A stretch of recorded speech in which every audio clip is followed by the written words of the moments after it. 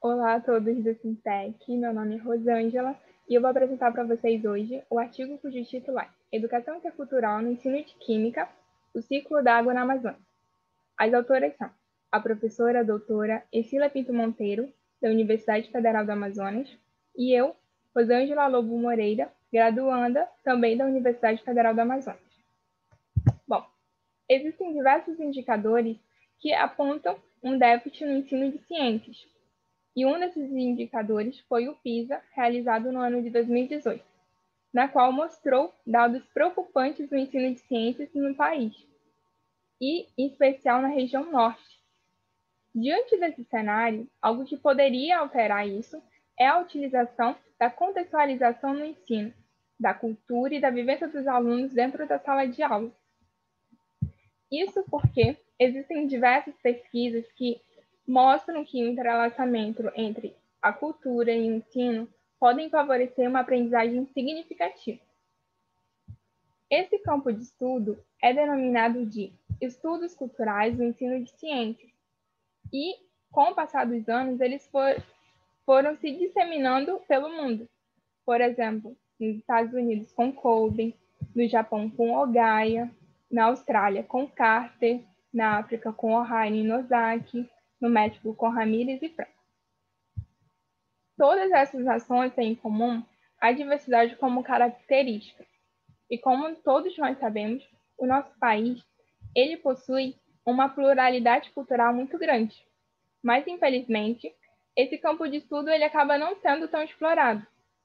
E falando em diversidade cultural, uma das regiões onde isso é bastante presente é a região amazônica, onde cada povo carrega consigo conhecimentos construídos ao longo dos anos, que têm uma relação muito grande com a natureza.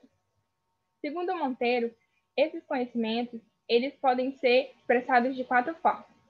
Fenomenológico, que é aquele conhecimento construído a partir da observação da natureza. Histórico, que é aquele conhecimento passado de pai para filho, de família para família, de grupo para grupo.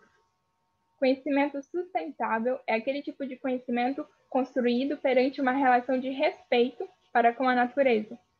E o conhecimento cosmológico é quando é construído a partir de um ser sobrenatural para tentar explicar determinado fenômeno. Diante dessas informações, o objetivo geral dessa pesquisa foi identificar conhecimentos amazônicos que se relacionassem diretamente com a temática O Ciclo da Água na Amazônia, uma temática muito importante para os moradores daqui, para assim, posteriormente, desenvolver sugestões de práticas educacionais que pudessem contribuir para o ensino de química pautado em uma educação intercultural. Sendo assim, visitou-se a comunidade ribeirinha chamada Jandira, localizada a 12 quilômetros da cidade de Manaus. E essa pesquisa teve como base teórica o antropólogo Malinowski, na qual ele fala que não é necessário seguir nenhum tipo de regra ou metodologia para se conhecer o universo na qual está sendo estudado. Sendo assim, utilizou-se durante a pesquisa de campo câmera fotográfica para tirar fotos do local, caderno de campo para anotar as observações, gravador para gravar as entrevistas com os moradores. E ele ocorreu entre os meses de agosto e dezembro do ano de 2019. E todos os dados coletados posteriormente foram analisados para construir a sugestão de prática educacional. A gente observando essa imagem, assim como essa outra, a gente pode observar características de uma área de várzea. Isso porque a comunidade ela é banhada pelo rio e todas as casas dessa comunidade elas são construídas acima do nível da terra. Isso porque durante alguns períodos do ano, durante alguns meses, a água, o nível da água sobe e ela inunda todo o solo desse local. Sendo esse fenômeno totalmente esse fenômeno que molda totalmente o modo de vida dessas pessoas. E a agricultura, ela é uma das principais fontes de renda desses moradores. Conversando com eles, a gente pode obter várias informações, saber que eles têm vários conhecimentos, e a gente destacou 2 deles. Primeiro, do morador A, que estava explicando o porquê que a plantação do local tem como predominância o de milho, a de melancia e de macaxeira.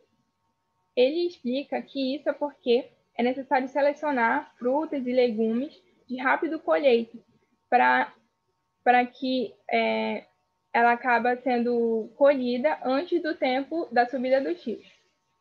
E o morador B, ele traz a narrativa do porquê ele não aumenta o terreno dele, não derruba mais parte da mata para aumentar o terreno dele e, consequentemente, aumentar a produção da agricultura dele, da plantação. Ele fala que é porque o espaço que ele tem já é o suficiente para ele se manter e manter a sua família. E todos esses saberes, além de outros, mostram que esses moradores sabem que a terra de várzea é uma das melhores para a plantação. Ela possui uma fertilidade muito grande. Mas por que isso? Isso porque os rios, o rio da região possui nutrientes suspensos em suas águas. E quando ocorre o período da cheia, essa água inunda a terra de várzea e ela acaba sendo depositada no solo, esses nutrientes. E quando ocorre a vazante, pode ser observada a adubação natural, principalmente quando os moradores começam a fazer a plantação. Feito isso, a relação do saber local com o saber científico, a gente construiu uma situação problema para assim o professor aplicar da metodologia que ele achar melhor. E a gente traz como sugestão que o professor de Química ele aborde os conceitos de micro e macronutrientes. Essa situação, um problema, ela fala da Ana, que é a moradora da comunidade de Jandira, e que ela leva um questionamento para a professora do porquê a terra possui uma fertilidade tão grande. Por que não é necessário utilizar nenhuma adubação externa para fazer a plantação.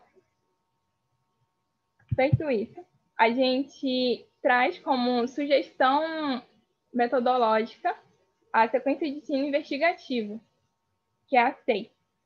E segundo Monteiro, adaptado por Carvalho, existem 7 formas, 7 etapas para a construção de momentos de aprendizagem dentro da sala de aula.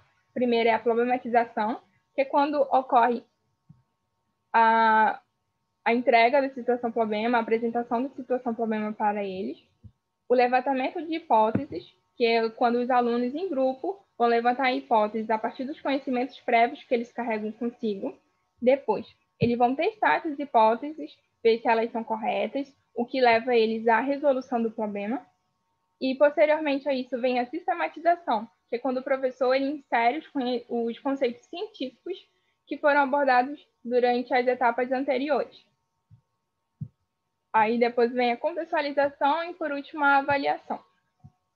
Bom, diante disso, a gente entende que a utilização de saberes locais, ela traz uma integração cultural e que faz com que se reconheça a diversidade, além de promover um ensino contextualizado e interdisciplinar, já que a situação-problema ela pode não ser somente utilizada no ensino de química, mas também em outras disciplinas.